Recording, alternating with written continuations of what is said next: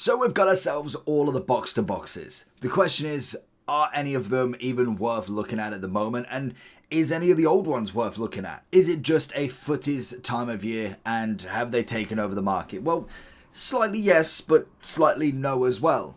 As we know, we got a lot of the greats of the game during the Festival of Foot, and we did get some pretty top-end cards. We've got a 99 Enzo, 99 De Paul, 98 Bellingham, so it's going to be very hard to dethrone them without having a footies version. A 99 Bellingham footies would be the perfect example of this, and we are still waiting for it. I can imagine that will happen very, very shortly. I just can see him being a 99 this year. With the year that he's had, it would make no other sense not to give him that. But I do think Mbappe is coming first as a 99. I know that technically he got himself a Team of the Year 98, or Team of the Tournament 98, but the 99 is always going to happen with an Mbappe, especially if Haaland, Messi, Ronaldo have all got one.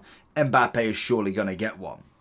The question is, who is the best box-to-box? Because we have three different types of midfielders that I'll cover in the ranking all of the midfielders, but I like to split it down into the three different sections to make sure that you are more equipped with what sort of midfielders you like. Personally, I play a balance too, so normally I'll either go with a DM and a cam, a DM and a box-to-box, maybe even a box-to-box and a cam, depending on what box-to-box it is, or you could just run two box-to-boxes, straight up, straight down. It's all the same, and it only gets a bit more complicated if you have a free midfield, if then you have two DMs, two cams, depending on how your positions work. But the free midfield is going to be where normally you'd probably just go one of each, maybe a DM, two box-to-boxes, DM, box-to-box and a cam. It all has different merits and different attributes you can go with. And especially with this year with the playstyle pluses, they've never been more important, especially with next year, they completely changing everything in terms of tactics. It's going to be even more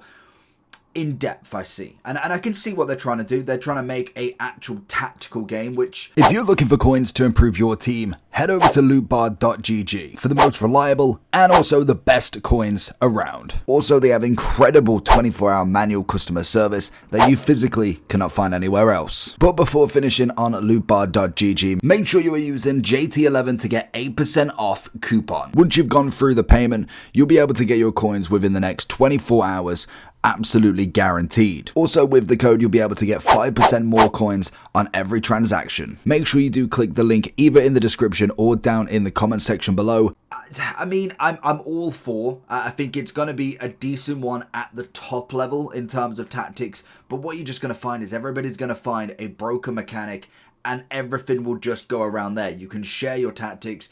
Everyone will just copy the most broken. So you're not having that unique play style as much into the game. Maybe at the start, yes. A little bit further on, maybe no. Now that's enough of that. Let's have a look and see who we've got then. So I've gone with five different topics. A top three. Somebody did suggest this in one of the previous videos. I really like this idea because we've got the likes of multiple 99s, a Bellingham, a Valverde, a Hullet, a Vieira, a Yaya Toure. They are all going to be in that top category. But the question is, who is the absolute pinnacle? Who's the top of the top? Now, I'm going to throw one in there straight away. I think Bellingham this year has been phenomenal. He is obviously a ambassador for FC24, so you know full well he's going to be in there with body type. There's going to be some slight mechanics that change for someone like that. It's the same with Virgil. It's the same with Haaland and also with Mbappe. Certain players just have everything handed as such, and don't get me wrong, they are the best of the best, so of course they should be there, but you can definitely tell a difference between like a 98 Bellingham and say like a 98 Goretzka. Bellingham always comes out on top. It's the same as Mbappe. Virgil's a perfect example this year. Even his Team of the Year is still in question. Like, you could still use him and be absolutely fine. I know it's a pinnacle, like it's a Team of the Year, but most other Team of the Years don't really get questioned anymore. Like, you're not using a Ruben Diaz, you're not using a Bon Matu or something nowadays. It's funny how only certain cards go up there. When we look at some of the lower ones, I would be looking at someone like a Sabitzer, a Taurum. If you're going further down, I'd probably say an Emery. They are due an upgrade. They are from Team of the Season, so they're expected to be a bit more on that low end. I think they still are fantastic and definitely worth mentioning still.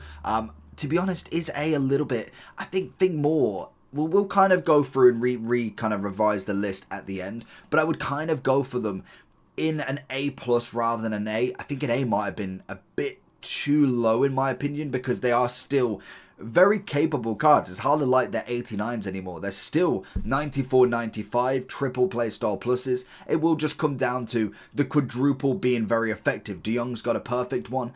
Anticipate, he's got an incisive pass, the press proven, and a bit of technical. I mean, that's a cracking playstyle plus set in comparison to technical first touch intercept, pinged pass, relentless tiki-taka. They're very close, but one clearly has better, and he has room for another one on top as well. We do have the likes of Yaya Toure as well. Great SBC. If I was going for the ones that I think are a clear winner, we'll kind of go through the top three. I would kind of be looking... Who else have we got? Valverde, I'm a huge fan.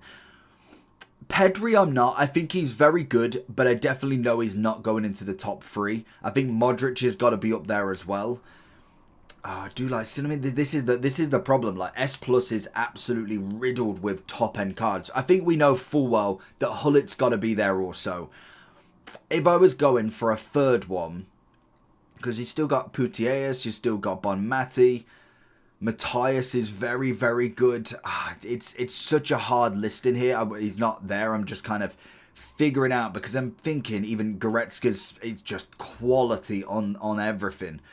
When we're looking at this list, who we got at the bottom here? We've got Schweinsteiger, Vitinha, Alonso, Sabitzer.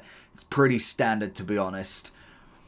If I was going for a third box to box, it's hard because Yaya, as much as his stats overall are incredible, I would still kind of class him more towards a DM. I just think the stats have definitely been increased enough to play him in that role. He's very good at that box-to-box role, mainly from the dribbling as well. So that's always a nice one to have a look at. Obviously being 97, it's a great upgrade for him. Price-wise, only just shy of 800k, I think is absolutely perfect.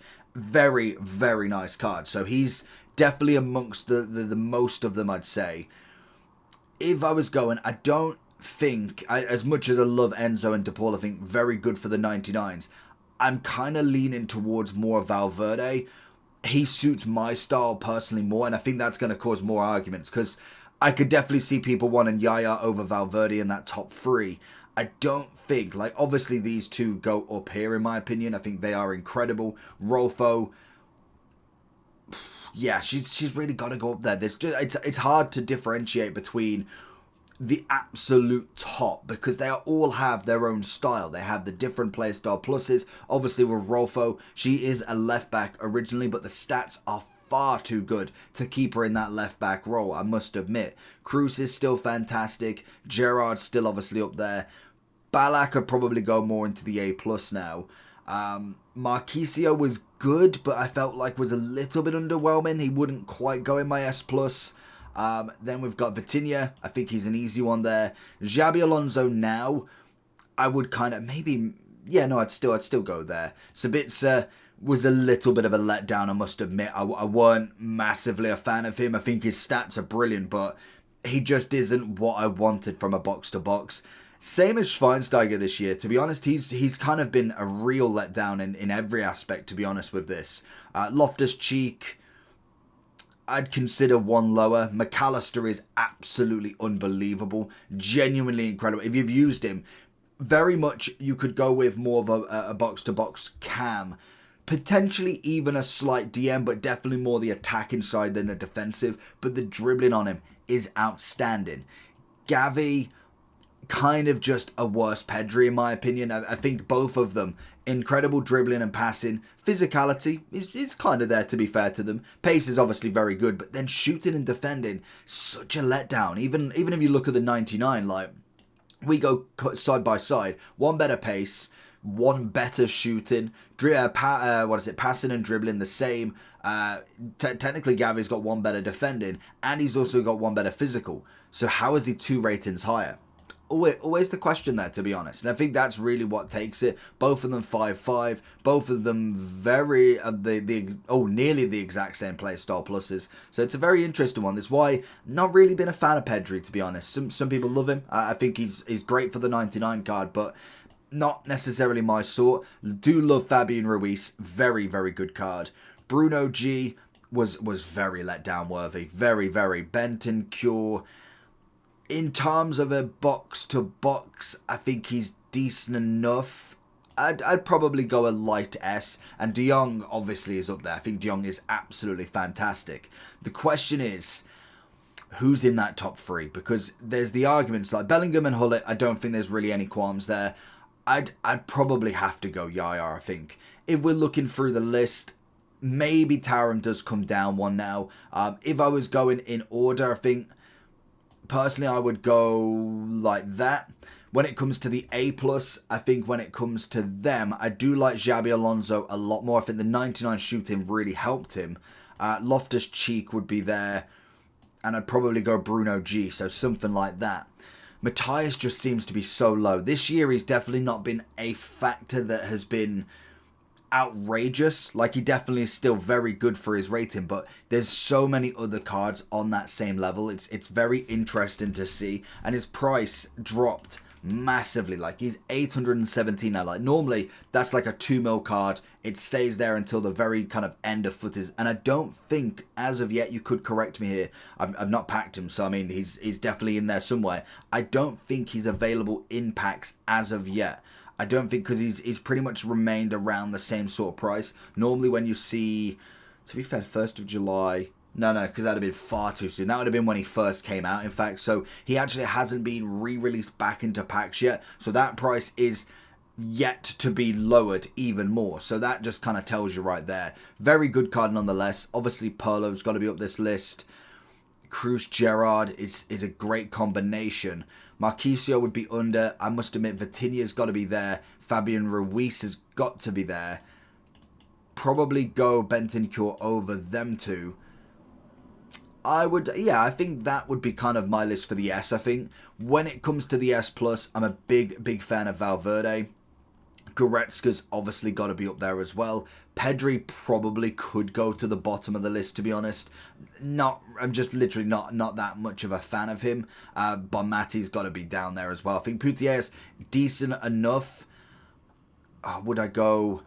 I'd probably sit them two up there. Modric is unbelievable on the ball.